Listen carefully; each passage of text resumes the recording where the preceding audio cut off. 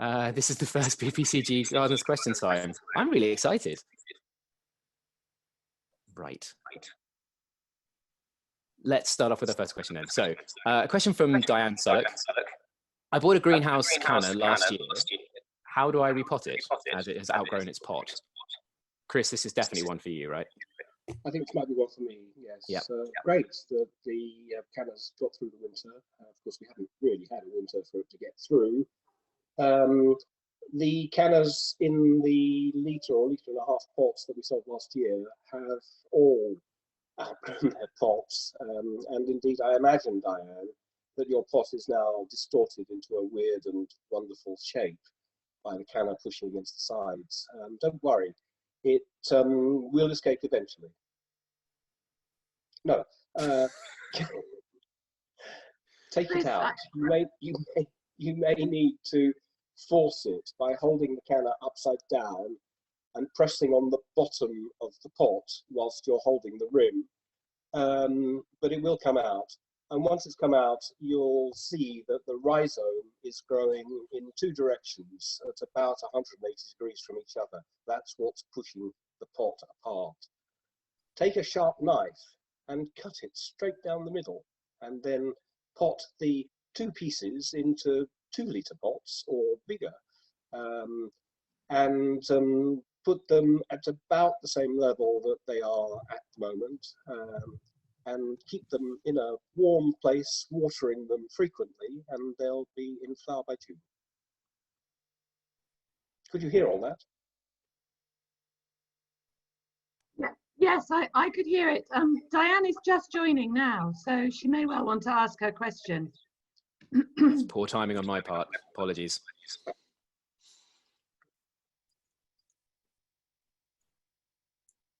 Diane?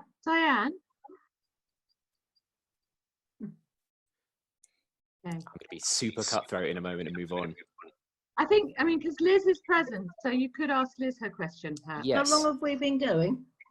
Only 2 minutes. All of 2 minutes. Long enough to answer your question, Diane, but we're going to do it again. My question? Go for it. Sorry, Okay. I thought that Diane was just joining. She is, but until Okay, so let's until we can move hear on. her voice, Chris, Yeah. I think we'll move on to the next one, and we can always circle back. Okay, my question was about planting vegetables and what vegetables cannot be transplanted. Most, as I understand it, can be sown in pots and then planted out, but there are certain vegetables, because of their root systems, like carrots, that can't. Are there lots of others too? They have to go straight in the ground. What do we plant straight in the ground at the greenhouses? Oh, that's a good question. So, and yeah, in the greenhouses, what we do plant straight in the ground is mostly root vegetables, like I said, beetroot and carrots and stuff like that.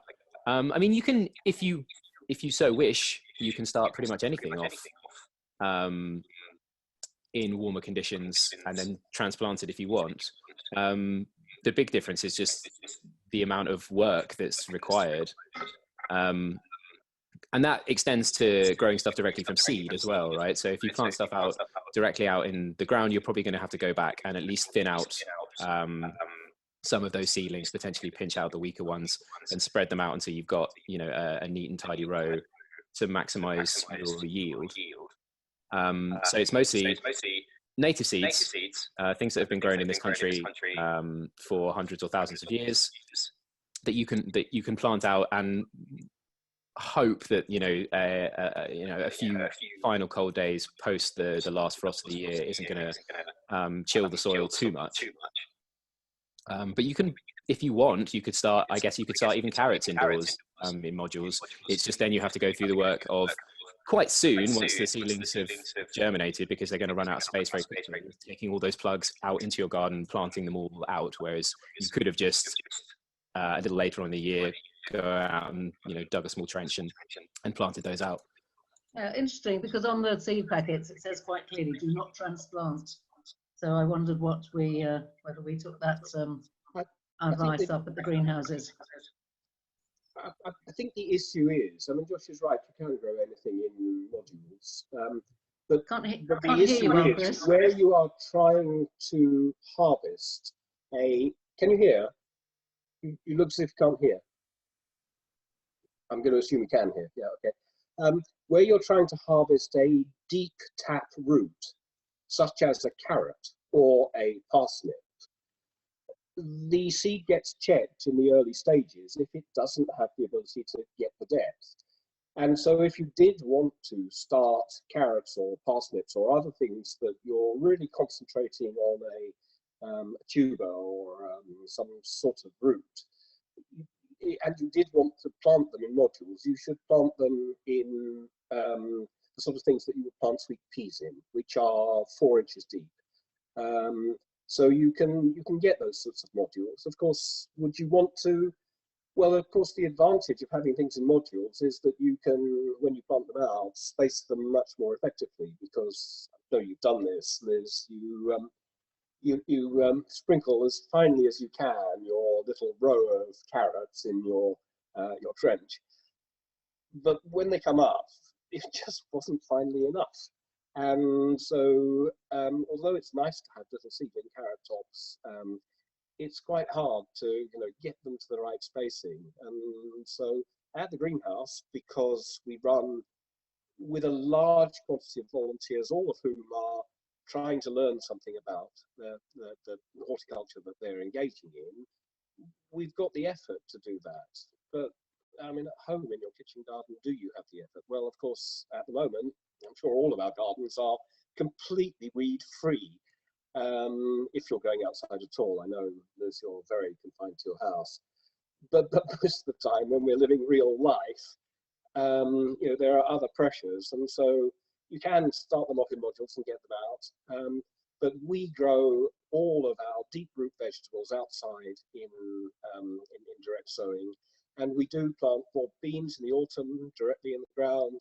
We plant other beans in modules in the greenhouse, but we don't need to do that other than, again, the comfort of spacing them correctly. Peas, again, you can put directly in, and they're very good for that. So most vegetables can be planted outside successfully. You do have to wait a bit, but all vegetables can be grown in modules, but you've got to pay a lot of attention. You need to unmute yourself, or somebody needs to unmute Liz.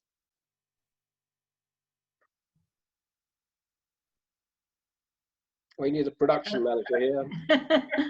What have we got already planted outside in the greenhouse? If we can just hear the state of play. I didn't have any sound for that, Liz. I don't know if you can hear me.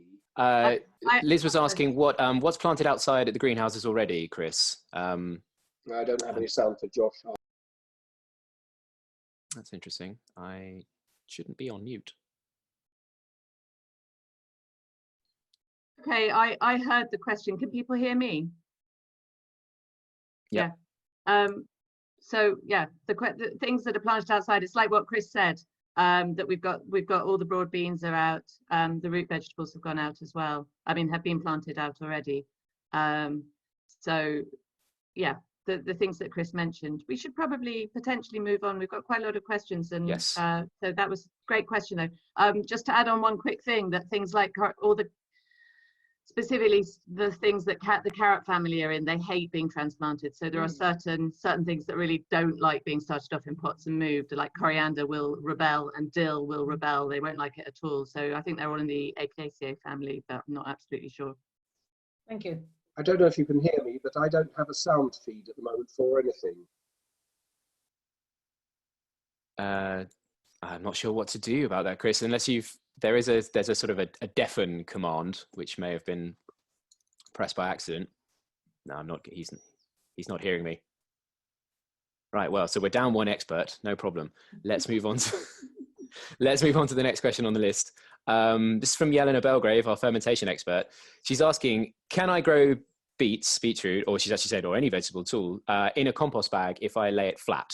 I have a south-facing front garden and a north-facing back garden. The short answer is yes. I think for most people, the first time you grow tomatoes, especially people that don't have access to a big outside space, you will grow them from a flattened out grow bag against a sunny sort of south facing wall or in a greenhouse. That's certainly the first way that I ever grew tomatoes, was just a grow bag on the floor and a trellis for it to grow up.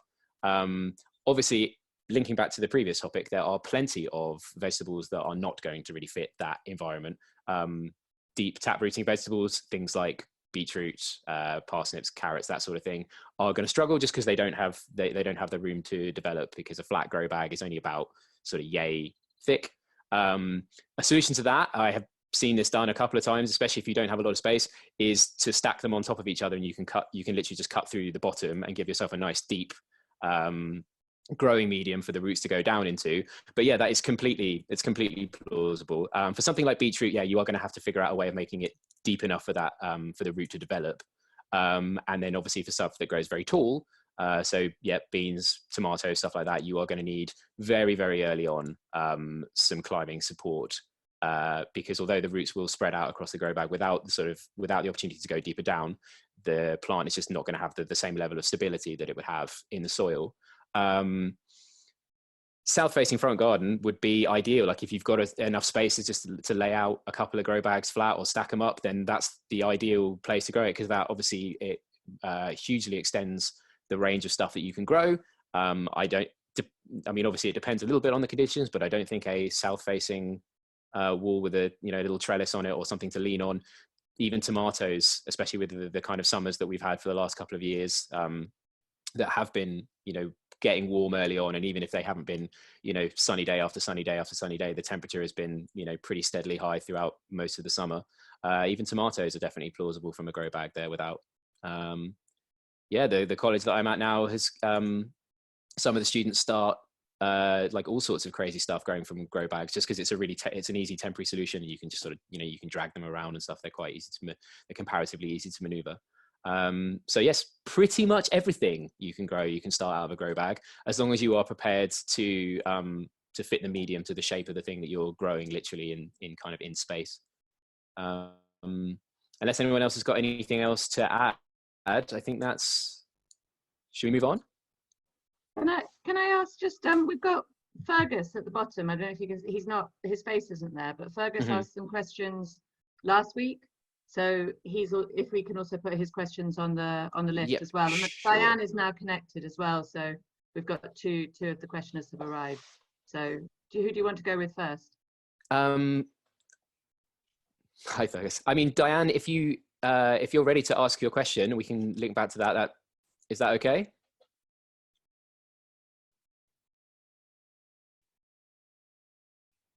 I can see she's off mute, but that's all I can see.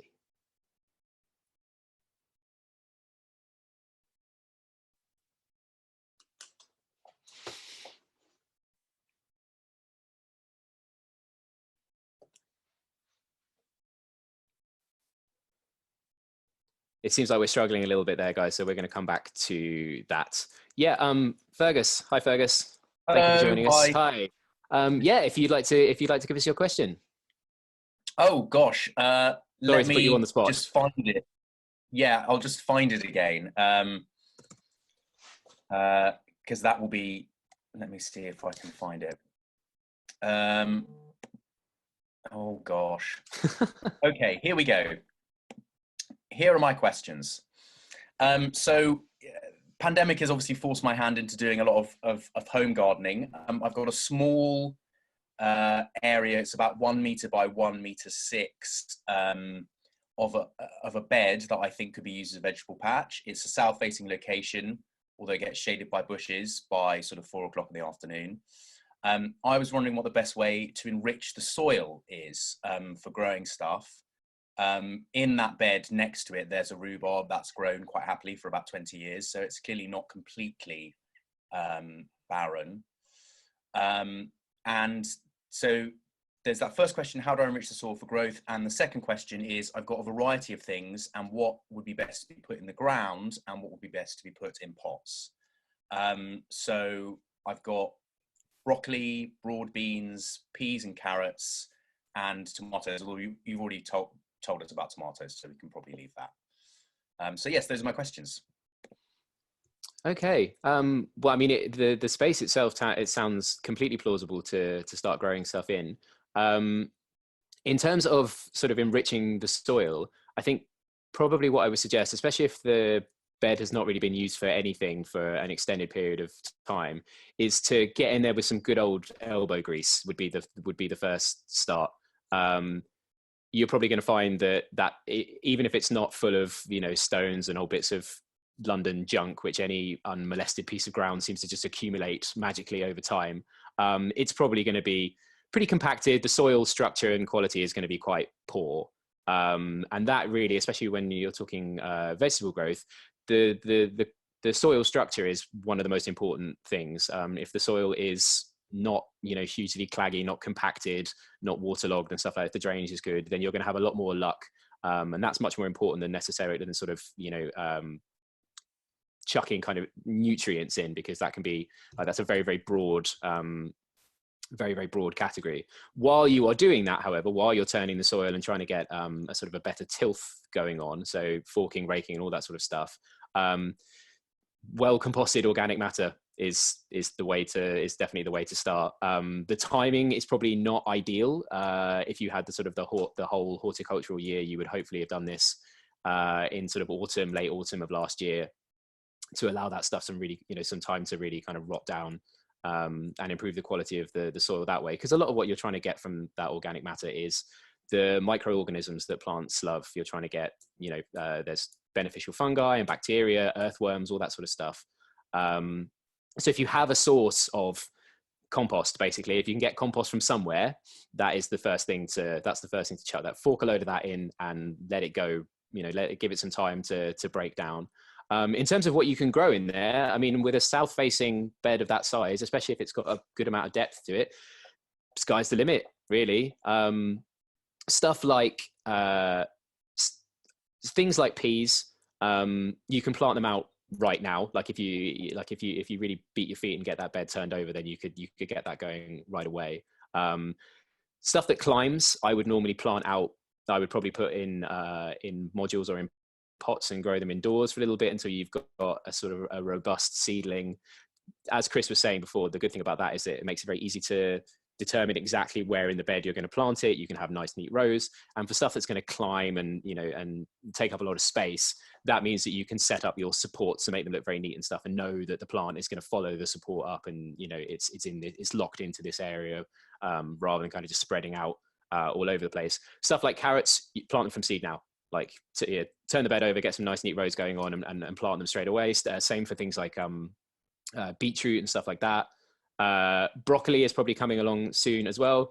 Tomatoes, it depends a little bit about sort of how exposed the site is. Like, how sheltered are we talking? Like, do you think it's going to get a lot of wind, or is it just, you know, is it kind of snug and tucked away? You're gonna have to take yourself off mute, Fergus. It is pretty sheltered. It's kind of down a level, if you like. So there's a kind of level here, and it's actually down here. So it's not kind of, and then it's got the wall behind it. So it's pretty sheltered as it goes. Nice.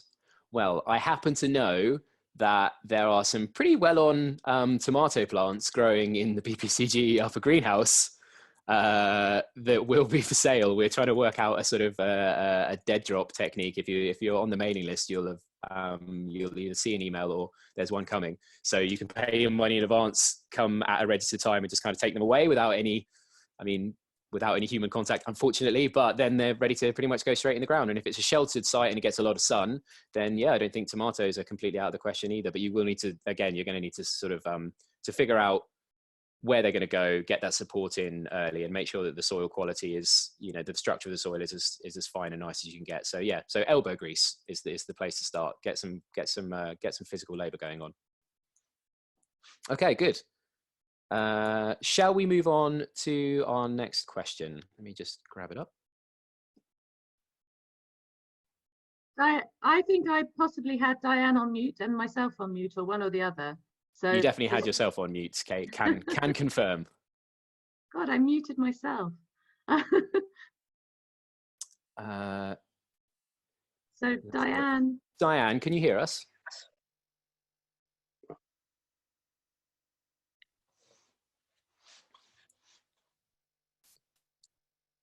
I'm going to be terribly cruel and move on again, but we're coming back, Diane. I promise we're coming back. Right, so our next question is from Helen Tozer. Much of my garden is in shade under tall trees, I think sycamore. Are there any wildlife-friendly native plants I can plant there? I have tried ferns, and 2 out of 4 of them seem to be doing okay. We have lots of clay here, so clay soil. Let's open that up to the panel. Chris, would you like to make some suggestions?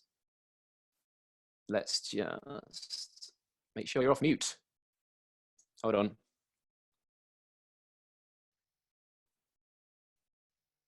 Can you hear me? Yes. Yes. Good. Okay. Hi, Helen. Can't see you, but anyway, shade. There are 2 types of shade. One is dry and the other is wet. And I'm going to assume, for the moment, since you seem to have a sycamore drawing moisture out of, yes, Kate is saying, speak up, drawing moisture out of the ground, that it's in dry shade. And so actually dry shade is probably the toughest area to plant, but don't despair, there are things you can plant there. You're right, ferns are a good thing, but you need to select amongst the ferns because many of them want much damper shade than you perhaps have got. But if you look in the Dryopteris genus, you'll find numbers of species that will grow pretty well in dry shade. In particular, the Dryopteris wallichiana is a lovely fern that you can grow in dry shade, and I'd certainly try those. But also, there are a number of other things that you can plant around there. Geranium macrorhizum, we've just put some actually in the sensory border, in the bit that is underneath a tree. And it does very, very well in shade. It spreads quite quickly, and every time it's compressed, it releases a lovely geranium oil scent. Has white or pink flowers, and throughout the summer, more or less. So it's well worth looking at geranium macrorhizum. The thalictrums and the brunneras are good in shade, in complete shade if necessary, and they will add a little bit of height and some leaf colour, and perhaps some lightness to the shade, because the thalictrums will have very light flowers. And indeed, that's a good trick to follow if you are able to get flowers to flower in a shady position. Choose light colours, white or very light blues or very light pinks, because that tends to light up the space. Of course, you can have snowdrops there for late winter, very early spring. They do very well in shade. And lily of the valley for a follow-on bulb will be pretty useful in shade. Cyclamen, cyclamen coum in particular, which you won't have seen, I think, but we've had at the greenhouse all the way through the winter, is a very, very useful plant in shade and spreads through replication of the bulbs. So you can put one in and you've got 3 next year and 5 the year after. And then in terms of more structural things, hydrangeas do pretty well in shade. Most of the macrophyllus are useful in shade.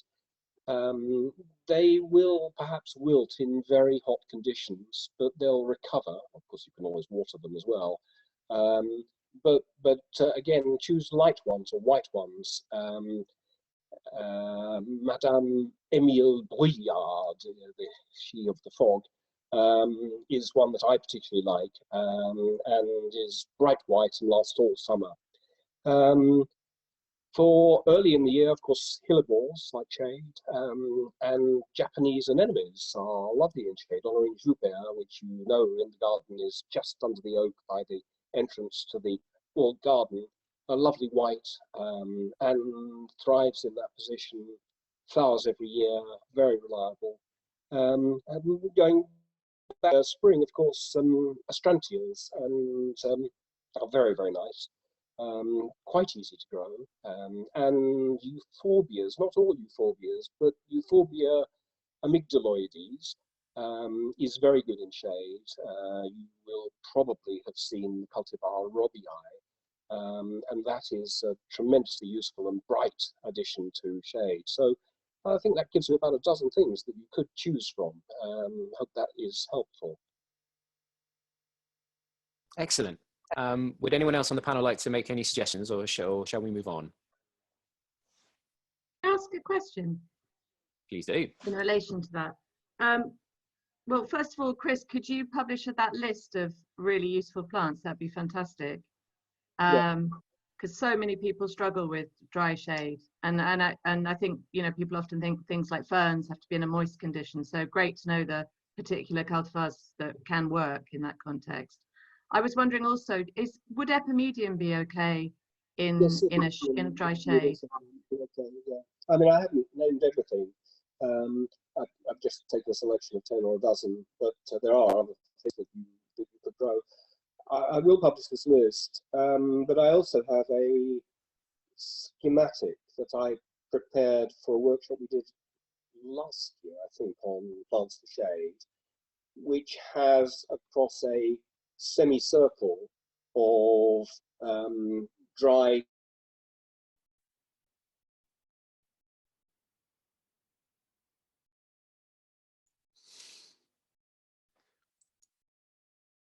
What an unfortunate time to freeze.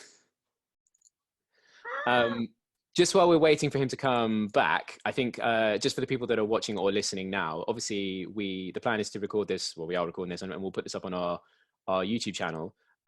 In the description for that video, we'll include a link to the shade wheel that Chris was in the middle of describing, and the list of plants, and obviously we'll see if we can fill out that list and structure it a little bit as well. We'll use the description for the YouTube channel to to get the stuff that we're talking about now.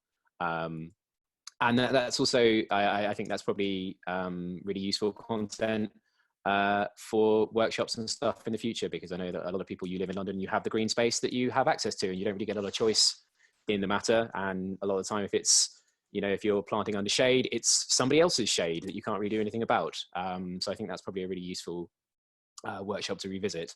While we're waiting for Chris, let's take another question, and hopefully he will be back by the time we get on to the answers. So,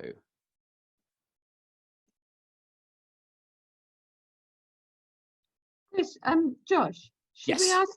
Can I unmute Amy and Peter and see if they have and Elsie, and see if they've got questions? Please do. Yeah, go for it. If I do it in order, Elsie. Yes. Hi, Elsie. Uh-oh. Technical issues abound. I still can't hear Elsie. No. Can you it's possible that her microphone is not switched on.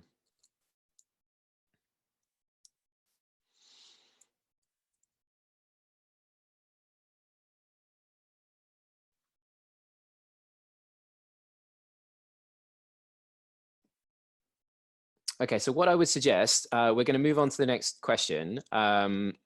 Obviously, there's a chat function as part of Zoom as well. So if you would like to, if you're watching from home and you'd like to put in a question, just say in the chat that you've got a question that you'd like to ask, and then we'll take you off mute and we can, you know, do it a little bit more with a little bit more planning rather than just putting people on the spot. Does that sound okay to everybody?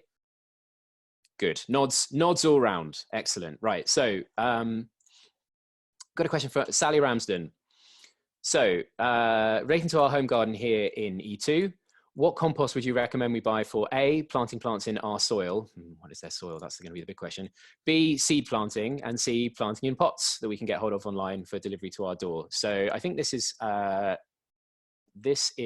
question that has fairly broad appeal in the situation that we're in right now, because I suspect that there are lots of people who are suddenly presented with a huge amount of unexpected free touchy, because now the Easter holidays are starting as well, and no access to garden centres, the places they would normally go and get supplies. So, Chris, would you like to talk about compost? And David, would you like to talk about compost? Somebody talk about compost.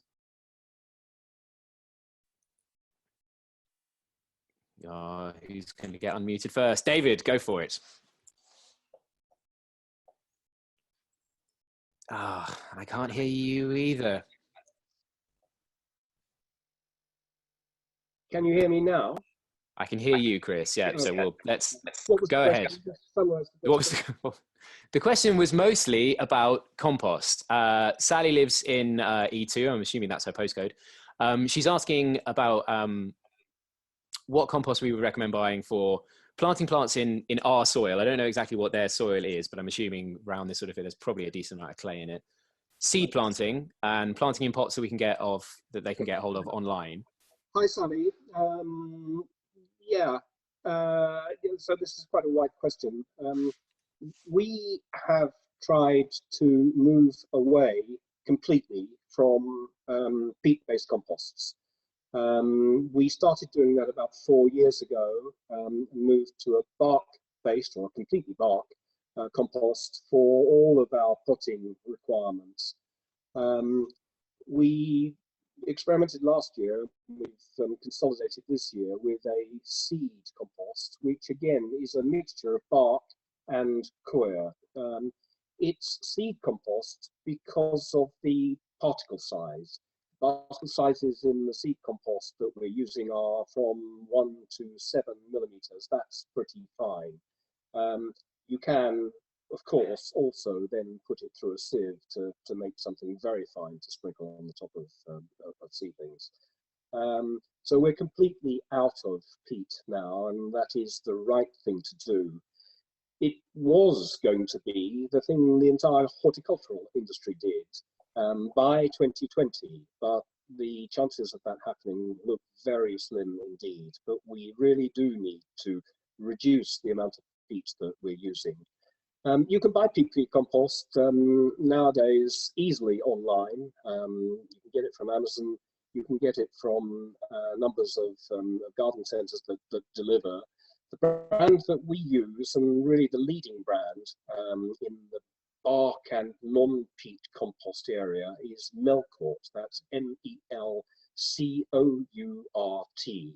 And Melcourt produce a range of composts which are a mixture of complete bark or mixtures of bark and other substrates that are useful to provide the environment that otherwise was provided by previous peat composts.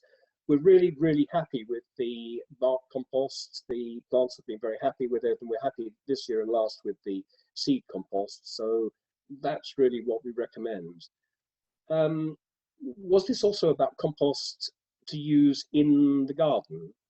Yes, so in a variety of scenarios. So they're talking about compost for growing seeds, compost for containers, and then compost, well, so the question was actually sort of for planting plants in their sort of specific soil type, but apart from an E2 postcode.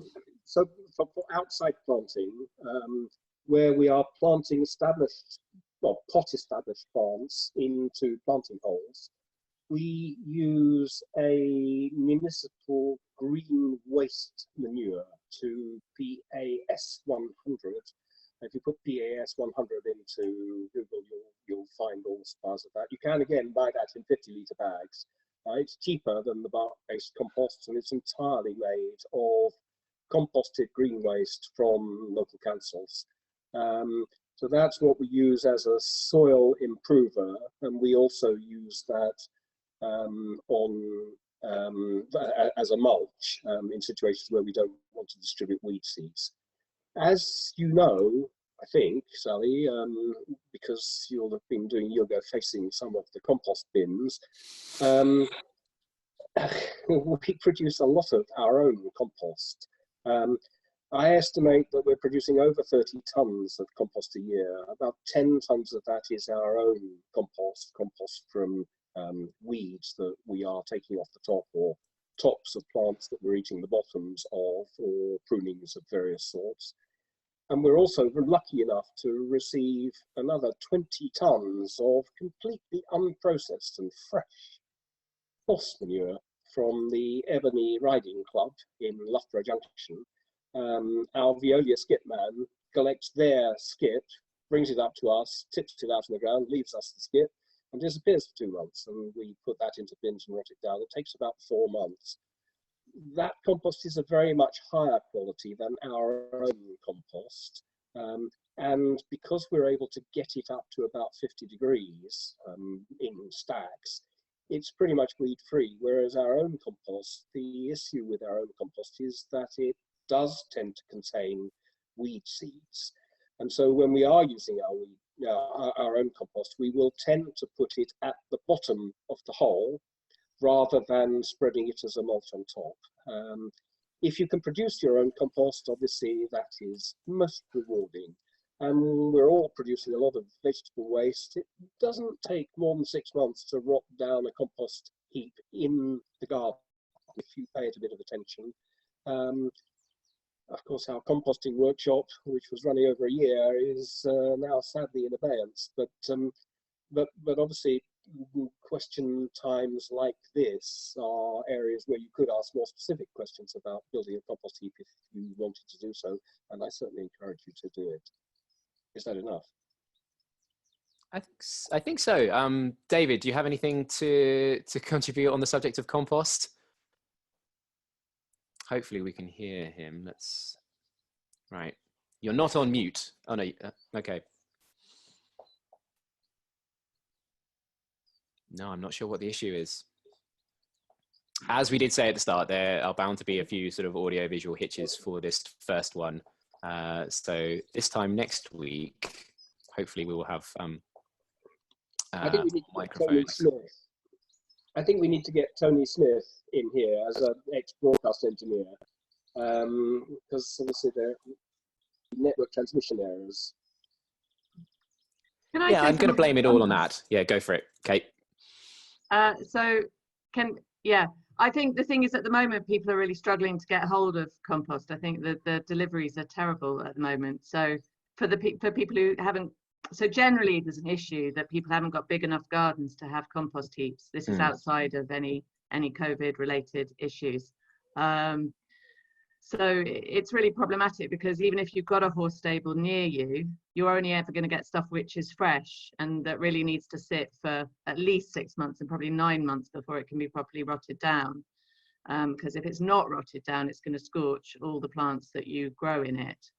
So it's a sort of if you've got the space, then I'd encourage you outside of the corona situation to get to a local stable. They'll usually give you their straw and horse shit for free in black bin bags, and you can just hold on to that. There goes that sweet YouTube monetization money there, Kate, though. That's that one S word has taken us right off. Sorry, carry on. Sorry. Okay, sorry. That's all right. Dung and urine was the word. But I mean, I just pick mine up in black bin bags and pierce it with a fork 4 or 5 times, and it's very lazy, but I just leave it until I remember about it. And you know, the size of the stuff has shrunk by about 50% or more, and you actually have a lovely, well rotted organic substrate to add to your soil. And it's a great conditioner, and what Josh was talking about earlier, it will add really good structure as well, and actually very balanced nutrients. You may get a few wheat seeds there, but generally it's got so hot that that's all killed. I think there's a really good rule of thumb if you are running there's a lot more to be said about compost. There's a lot to say about compost, which we can maybe do as a special feature in a future question time. But the basic rule of thumb is that it shouldn't smell when you go to it. If it's well rotted, it shouldn't resemble what it was previously, and it shouldn't smell. Which is just a good way of testing that it's properly rotted down. So your leaf mold shouldn't look like leaf mold. Leaf mold takes a long time to break down. That's leaves that, in my case, you gathered off the street when the. No, I don't do that. I have occasionally picked up municipal bags, but rarely. But that also adds fantastic structure to your soil. And again, shouldn't look like leaf when it's properly rotted down. And equally well, your straw and dung should not resemble that when it's properly rotted, and nor should it smell. So that's quite a good test. But we must talk more about compost in the future, I think. Okay. In terms of getting hold of stuff at the moment, if people are looking to get hold of it, you can. I'm sorry to promote Amazon. I don't particularly want to, but there are 2 ways of getting hold of it locally in South London. You can still get multi-purpose on Amazon. It's a bit slow to come, But the other thing is to note that local garden centres are really struggling, and they are doing deliveries. So do ring your local garden centre like Croxted Garden Centre or Secret Garden. They're certainly delivering plants, and I can't see why they wouldn't be delivering compost as well. So do support your local garden centre and prefer that over Amazon if you possibly can. Can I just mention the black polystyrene hot bins in an urban setting? Putting all your waste and your grass clippings and anything else into a hot bin produces fantastic compost. They are horrifically expensive, so it's a question of finding one. And I don't know whether they're doing any deals or anything this climate, but a black hot bin that heats it up to a good temperature, and then you empty that out seasonally, and that goes on the garden. Okay. Excellent. So we will come back to compost another time in depth. Right. So what questions do we have remaining on the list? I've got a question from Annie Needham that just says, what happens if I plant seeds earlier than it says on the packet, e.g. sweet corn and pumpkins, etc.? Fairly straightforward answer to this. They probably aren't going to germinate. If the soil is too cold, that's the main reason why. So for every different type of seed, there will be a minimum temperature threshold below which the seed is just not going to germinate. It is a function and an evolutionary tactic of seeds that if they find themselves in the soil, that is just when the conditions just aren't right, they just wait. They just remain dormant for really, really, really long times. In some cases, that's why so many pernicious weeds are so pernicious, because they are prepared to sit in the soil where the conditions aren't correct and wait until better times come. So they probably just aren't going to germinate. If you've got seeds that need, they're either going to have a really short growing season in this country, just because of the way the temperature works, even with global warming, sort of extending those ones out. You can germinate them at home somewhere. Like if you don't have a propagator, just a sunny windowsill. For something like, what have we got here? Sweet corn and pumpkins were the examples. So yeah, pumpkin seeds you can use in a propagator or on a sunny windowsill. I've actually got in our Google document, someone has mentioned that sweet corn you can germinate on damp tissue in a takeaway box and then pot it up. I have never done that myself, but I wouldn't question for a moment the accuracy of the shared BPCG Google Doc. So yeah, if you plant them too soon, they probably just won't germinate. They may germinate in time, but the problem is that you've already given away a little bit of the kind of control that you have over the process. A lot of the time with growing veg, especially growing veg outdoors, the reason you're trying to get these windows, correct, is so you've got complete control over them from coming up to harvest, just to make it much easier for yourself. If you have no idea really when they're gonna pop out of the ground, that means that you're probably not going to be quite as diligent with things like weeding. You're not going to know when to water and all that sort of stuff. So yeah, wait until the soil is the correct temperature for the seed question, and then plant it out. Okay, anyone else got anything to add, or we will move on to... we're running out of questions, which is quite exciting, actually. I'm pleased that we got through everything. I have a question on the Google Doc. I have a question from Emma Me, and it just says, Monstera cuttings, monster cuttings, cheese plants. Yeah. Who's got a cheese plant? I can tell you about cheese plants. Oh, everyone's got cheese plants. Okay, I can tell you about cheese plants. Go. Chris, can you come a bit closer to the mic? Right. Am I going to do this, or is David? Yes. We're still struggling with David's audio, so go for it, Chris. Okay. Monstera deliciosa. Lovely liana. And fashionable in the 70s, and then not very fashionable for a while, and now extremely fashionable. And if you've got the variegated variety, then chain it up, because they're being half-hitched by the dozen. Yeah, it's a liana, and so what it does is to grow on a long stem, but it relies on things around it to prop it up. It would normally expect very large trees. These plants are from Central America, Mexico, Panama, and they grow in the relatively luxuriant forests there. And in those forests, they produce fruit. And the fruit is a breadfruit. So breadfruits are occasionally available in Brixton Market, so look out for them. You're eating Monstera deliciosa fruit. They can get really big, and people like them to get really big, but also it is quite useful to be able to propagate them, so you can give them to your friends. And there are a variety of ways of propagating them. Probably the easiest way to propagate Monstera is by root layering. Monstera produces aerial roots. You'll see them as little roots coming out of the stem. They're about 4 millimeters in diameter, 3 to 4 millimeters in diameter. And where one pops out of the stem, what you want to do is to wrap a piece of sphagnum moss around the stem at that point, and tie it on in some way. And that will encourage the root to produce a little stem. And when the stem is big enough, 1 or 2 leaves, you can simply take it off with a razor blade and plant it up.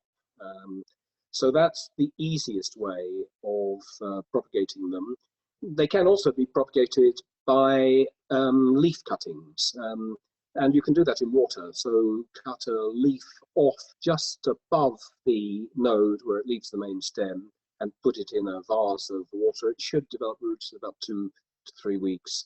You need to make sure that you're changing the water and keeping it clean, because obviously it can accumulate a lot of nasty things that are coming out of the edge of the plant that might be rotting. But if you keep the water clean, you should be able to develop roots immediately. Of course, if you can get it to flower, then you can grow them from seed, and they're quite easily grown from seed. You can buy the seeds, and they do require a little bit of germination, but once they're germinated, they're easy to do. So 3 good ways of propagating your Monstera. But as I say, the thing to do is to look for the variegated variety and propagate from that, because they are worth a small fortune nowadays. Right. For the leaf propagation method, are you going to need sort of rooting hormone or anything like that? No rooting hormone required. Oh, Kate, we can see your screen. Just double checking that that's okay with you. Yeah. No rooting hormone required. No, okay. Yeah, I mean just plain water. Obviously, if you can get soluble free water, so if you've got a deionizer, it's much better to put it into absolutely distilled water. But tap water, even in London, will do. Excellent.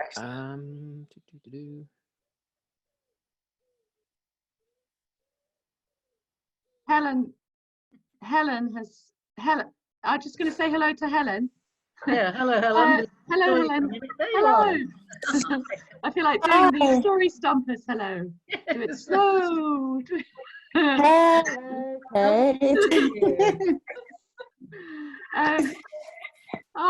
Chris gave a fantastic long answer. Really detailed and useful answer on planting in shade.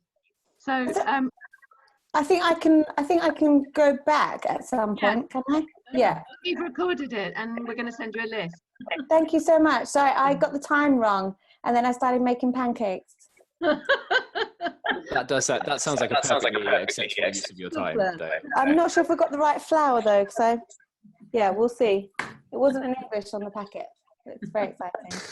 Anyway, if you want to join our cooking question time, we can you can do one of those too. Sounds great.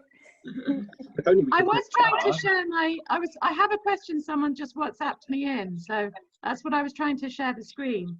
But it's essentially, the question is, it comes from Lewis, and it's someone with some equisetum mare's tail cuttings, and she wants advice on where to plant them. So I was going to tell her, on no account, and this is thank you Ursula, on no account plant these out.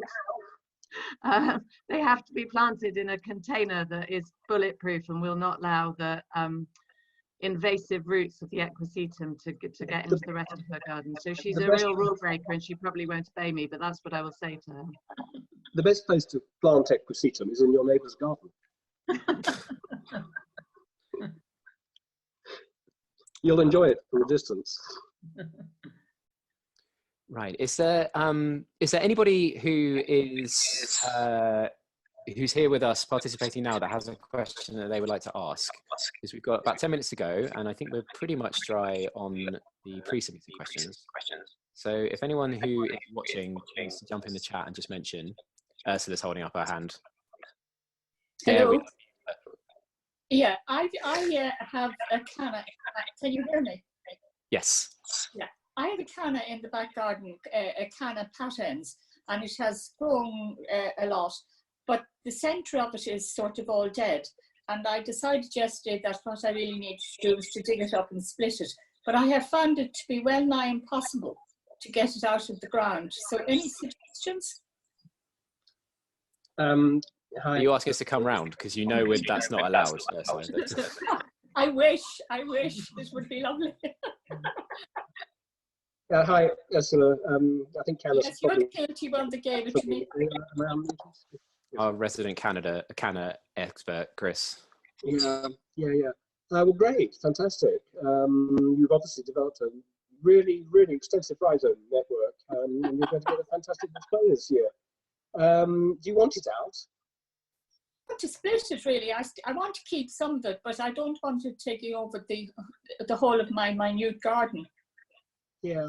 Well, the basic principle for getting things out that are spreading out too widely is to take little segments out at a time. So if it's spreading into an area where you don't want it, instead of trying to approach it from the outside and dig underneath it and dig the whole thing up, just smash down in the line between the outside and the center, and just fish out a piece of it. But you'll be able to pop that piece up and it should grow on. But if the clump is too big, then it's not the right thing to do to dig up the whole clump. You need to break up the clump in situ. Obviously, I did something like this one time before with bamboo in another garden. Would it be the same thing? Like I worked it backwards. I was actually going to refer to the clumps of Miscanthus florigerus that we originally had in the walled garden. There were 3 very large clumps in the walled garden. And we had another clump just by the front gate, just behind the notice board in the front gate. Those are rhizomatous perennials, just like cannas are, and they are completely impossible to get out unless you take a pickaxe to the center. You take a pickaxe to the center and then you try to get a bit of it out from the center, and then you can take a bit next to it out from the center, and so on and so forth. That doesn't necessarily do the plant very much good. Obviously, being stuck in here for months on end will be no problem, and I'll get loads of exercise. Thank you very much. Certainly my pleasure. And obviously, under other times, Josh and I would nip round and dig it up for you. But if you can grow it for another year, then I'm sure we'll be able to come round next year. Thank you very much. We don't know if Diane heard your answer, Chris, about you're clearly spreading cannas all around South London, and Diane has a sort of similar but related problem of a canna which is like growing out of its pot, and she needs a bit more advice. So if you come, do a bit of more canna advice, I think. Yeah. I mean, obviously we did record that beginning, didn't we? So the all the flippant jokes in my answer can be left to be recorded once. But Diane, basically, it will have stretched the pot. It's growing from both ends of the rhizome, and it will have stretched the pot outwards. You might have a little difficulty getting the pot off it. Turn the canna upside down, and just push on the bottom while holding the rim. It may come out in that way. If you can't get it out, then a pair of scissors will destroy the pot, and it'll get out that way. when you've got it out, just cut it in half. I mean, there may be a bit of artistry if you can see a shoot, try not to cut the shoot in half. But cut it in half, pot up both bits, and you'll have 2 canners.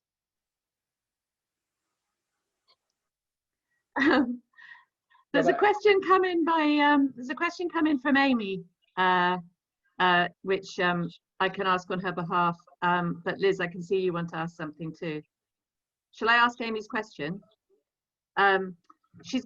Amy says, I have some box plants which look like they have had a case of box blight. It does look like there's some new growth showing, but is there anything I should do? Josh or Chris, do you want to answer the box blight question? Shall I do this, because I did the box in the garden? We had an outbreak of blight, and we took all the growth off and removed several plants, and thought we might be okay, but we weren't. And I'm sorry to say, I don't think you will be either. Infected boxes should be lifted and destroyed. Don't send the plant to Raynham to be put in landfill, because blight will just proliferate there. If you can, try and get it burnt, because it's a dangerous thing. I'm afraid there's just nothing you can do, and none of us are going to be able to grow box for many, many years to come, probably the rest of my lifetime. And we're going to find this with more and more plants. Pests that previously were not a problem will become a problem, because we're gradually warming up the environment, and you can see the advance of European pests coming to our shores, and this is going to completely change our gardening, not next week, not next year, but over the next 20 to 50 years. Already, as you know, probably the best place to grow the varieties of grapes that make champagne is in Kent. So I'm afraid you have to give up with box and choose another plant. Monstera nitida can be clipped in that sort of way. I mean, I know I used to do this a long time ago. But all those box parterres, box is just perfect for that, and I think we're going to have to rethink those sorts of things as we garden in the future. Can I ask? Just as we're wrapping up the program, I just wondered if somebody could give us the state of play as to what's going on in the greenhouse in the last 2 or 3 weeks. I mean, it's nice to see Helen sitting in her garden, and I wondered I mean, Kat's still working up at the greenhouse, and things are still growing, and we saw a tiny bit of it on Helen's Helen's story stompers when she was up there on Tuesday. But how's the greenhouses getting on? So we're going. We're putting together a whole photo. What's the word? Medley. Which we'll distribute in the Wednesday email, so everyone can see what's happening and see how it's looking. We're just operating with absolute skeleton numbers of people, so that we can keep the social distancing and keep it safe. And there's plentiful disinfectant all over the place. So we're disinfecting all the tools, and we're operating with gloves and so on. So we are managing just. The next challenge, I think, is going to be that we're going to have an awful lot of plants to get out. So as Josh mentioned earlier, we're going to have to find a way of I mean, depending how long all of this goes on, but of getting them out into the community safely. But I think we will manage it. We'll do some clever things obviously with contactless payments, but also people can pay in advance. And we'll work out some sort of way of getting them out to people as effectively. There 3 days a week and putting things in there. Things are going in the ground. Yeah, this proves, Liz, that you are not reading my emails properly. No, I did read that too. I suppose I just wanted to know. It's just a nice way of finishing off with what's growing well, but yeah. Anyway. No, I'm just teasing. I think things are proceeding well, actually. And so I don't think there are any major delays on what we were expecting to do. But I mean, obviously, Kat is having to work very hard and be super organised. But she's being helped by a skeleton team. So yeah. I can summarise what we've done this week, if you like. I mean, the greenhouse, as it always does at this time of year, is working overtime. Seeds are coming out of seedlings are coming out of the propagator, being potted up. The amount of space in the greenhouse on the staging, which is covered in pots, is growing exponentially, as it does at this time of year. And that seems to be going pretty well. As Kate said, Kat's having to work hard at the watering, although we're also extending our watering systems. David's been doing some stuff on that. But with 4 volunteers in 3-hour sessions, twice a day for 4 days a week, actually, we are more or less getting through the work. And so we've planted out various things in the lower 4 crops. And we have completely cleared the gate borders because we have received just over £1,000 worth of plants from a nursery, which we ordered 4 or 5 weeks ago, which all have to go in, and there will be people working on that on Sunday and through the following week as well. The slots, the 4 slots a day, is about the right number, we think, in the space, and we are able to put 10 yards between people rather than 2 because they work in completely different beds. But actually, we are getting through the work at the moment. Clearly, it depends on what happens in the future, whether or not we'll be able to do that. But as Kate says, we're trying to report on that each week. Really sorry we can't join you. When I was there on Saturday, Liz, I had to dig a big trench all day. So just saying that, it's not always planting things out. Not fun. I've lost all the audio. It's probably for the best, Chris, because I was just taking the mic. Right. One more opportunity for everyone at home. If they've got a last question, stick that in the chat right now. And if not, that's an hour, that's midday. So I think we'll start wrapping this up and bring this to a close. This will be on the BPCG YouTube channel. We will put the useful stuff, that which we can remember anyway, in the description. So Chris's list of plants, his shade wheel. Just had one more question from Helen, just at the death. Will there be another frost?